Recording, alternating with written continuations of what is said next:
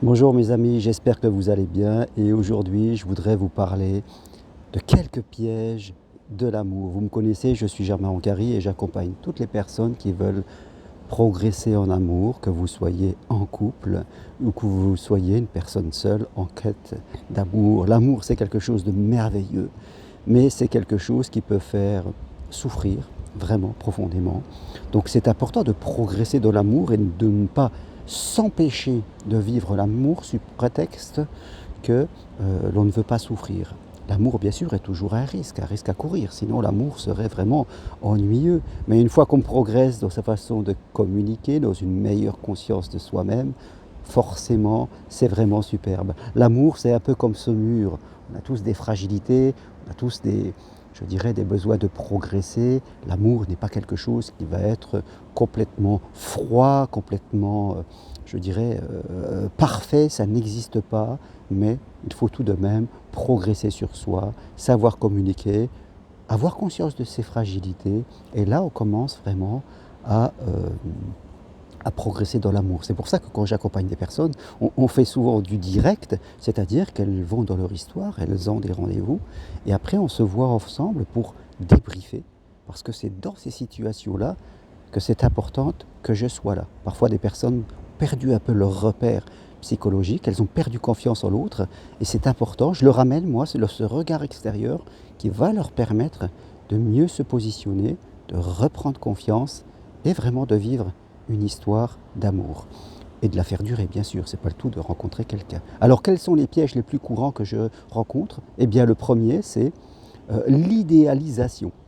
C'est-à-dire qu'on rencontre une personne qu'on va idéaliser, qu'on va regarder euh, sous l'angle que de ses points forts, on ne va pas voir ses fragilités, et aucune personne n'est parfaite, vous savez bien, nous sommes tous des gens parfaits, mais on va vraiment l'idéaliser tout cela parce que parfois on est tellement content de vivre une histoire, on est tellement dans ses attentes que forcément on va créer de la sélection, on va idéaliser l'autre, on va regarder avec des œillères et ne pas voir ce que l'on devrait voir, et ça on risque de le payer fortement quelques mois après. Donc c'est important. Deuxième piège, le complément de l'autre, l'illusion. On rencontre des personnes qui, elles, nous font croire des choses, vont nous mettre dans une certaine position d'attente. On peut rencontrer des gens mariés qui vont dire qu'ils vont venir, que ça va se faire avec le temps et tout ça. Les semaines, les mois passent, ou d'autres personnes, même célibataires, mais qui nous font attendre, qui nous mettent dans certaines positions, qui savent nous dire les mots doux. Non seulement, elles ne font pas forcément ça en conscience, peut-être qu'elles sont, je dirais, authentiques, mais elle nous place dans une position, quelque part, on y croit, parce qu'on veut toujours croire en son rêve, on ne sait pas poser les limites, et forcément, à un moment, on va se le prendre dans les dents. Troisième piège que je rencontre souvent, l'empressement. Des gens qui vont vite, qui vont trop vite. C'est bien d'avoir un certain rythme, mais dès qu'on commence à se mettre ensemble trop rapidement, on ne prend pas le temps de découvrir l'autre, on ne prend pas le temps de savoir ce que l'autre veut vivre, et là forcément, à un moment, une fois qu'on aura fait vraiment trop vite, on risque de souffrir parce qu'il va falloir casser casser ce qu'on a fait parce que ça ne correspondait pas à ce qu'on voulait. Quatrième point, qui est un peu je dirais, la différence de celui que je viens de dire, la lenteur.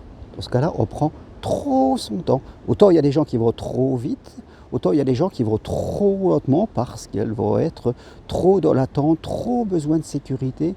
L'amour, ça a aussi besoin d'un timing. On va plus rentrer dans une relation amicale, et à la fin, c'est vrai que l'autre va se demander ce que l'on fait, pourquoi on fait là, et forcément, il va partir. Donc, l'empressement, non, il ne faut pas s'empresser, il faut prendre son temps, mais il ne faut pas tomber non plus dans la lenteur, où là, vraiment, on va tomber dans de l'amitié, on ne va pas savoir ce qui se passe, et forcément, ça va capoter.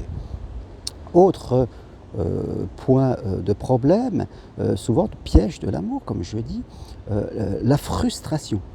Qu'est-ce que ça veut dire? Eh bien, c'est quand on a trop d'attentes. C'est-à-dire que quand notre vie repose seulement sur le couple, on ne peut être que frustré. Et j'en rencontre des gens comme ça, qui, en fin de compte, n'existent que par l'intermédiaire de couple. Leur vie est là-dessus. Il y a des attentes. Alors avoir des attentes c'est bien, mais là ce n'est plus des attentes, c'est quasiment, on devient dépendant par rapport à nos attentes, et là forcément l'autre ne peut pas y subvenir parce que c'est trop. Il va les sentir en plus intuitivement, il va sentir qu'il doit faire plus que d'être là, qu'il a la responsabilité quasiment de votre vie, et il va prendre fuite, ce qui est tout à fait normal. Donc la frustration, encore un problème. L'inconscience, autre piège de l'amour, c'est-à-dire l'inconscience déjà de ce que l'on veut, l'inconscience de ses besoins et l'inconscience des signes qu'il y a un problème. Parce que là aussi, alors tous les pièges que je dis peuvent s'auto-entremêler, bien sûr. Je veux dire, il y a des gens qui ne savent pas trop ce qu'elles veulent, qui ne savent pas trop ce qu'ils veulent vivre, donc ils vont une tendance à tout accepter. Et c'est seulement au bout de 4, 5 mois, 6, 7 mois, voire plus pour certains, qui prennent conscience que l'autre, la vie qu'il veut à deux, est totalement différente de vos attentes, parce que vous prenez conscience au fur et à mesure. Et là, bien sûr, si on est un peu amoureux, il faut tout casser. Et là, ça fait mal, vraiment, quelque part, ça fait mal. Autre piège de l'amour, il y en a plusieurs, je suis désolé, je ferai le point après. Je veux dire le silence. Alors qu'est-ce que c'est le silence? Eh bien, à un moment, on n'ose pas dire quand il se passe quelque chose. On attend que l'autre le devine. On espère que l'autre change par magie. Toujours la peur de s'exprimer, la peur que l'autre le prenne mal, la peur que l'histoire s'arrête parce qu'on parle, et forcément, on va rester silencieux, on va rien dire, et ça va capoter plus tard. C'est soit, je veux dire, au lieu de parler maintenant, au lieu de s'affronter, on va rien faire, et forcément, ça va, je dirais, capoter plus tard à un moment, et là, ça va faire encore plus mal. Vaut mieux parler et prendre le petit risque que ça s'arrête maintenant, et en général, ce n'est pas le cas. Parce qu'une personne, elle ne sait pas quelquefois ce qu'elle fait.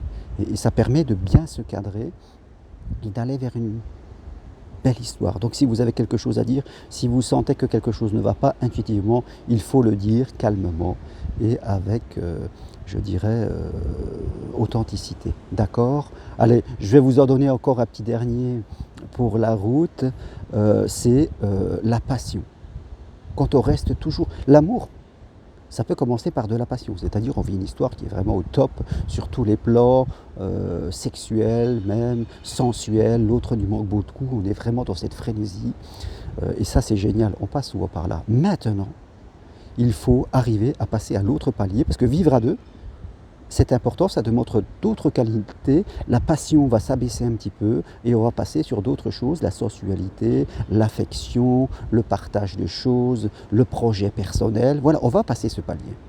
Au début c'est la passion et après on arrive sur autre chose et il faut savoir passer de l'un à l'autre. C'est pas parce que la passion baisse que, fin de compte, on va pas, la relation est terminée. Non, loin de là. On va passer sur quelque chose de plus mature, où il doit rester encore de la passion, mais une passion plus comprise, plus mature. Donc, ne cherchez pas toujours à rester de la passion, parce que forcément, vous n'irez que vers des histoires qui vont s'arrêter. Allez, je vous fais un petit débrief de ce que je viens de dire. Quels sont les pièges les plus courants que je rencontre? L'idéalisation, on voit l'autre que sous son bon jour, sur ce qu'on veut voir surtout. Qu'est-ce que j'ai dit? Je regarde mon petit papier. L'illusion, l'autre nous fait rêver et puis, fin de compte, on passe complètement à côté. La frustration, c'est-à-dire on a trop d'attentes. L'empressement, on va trop vite. La lenteur, on va trop lentement. Le silence, on n'ose pas parler.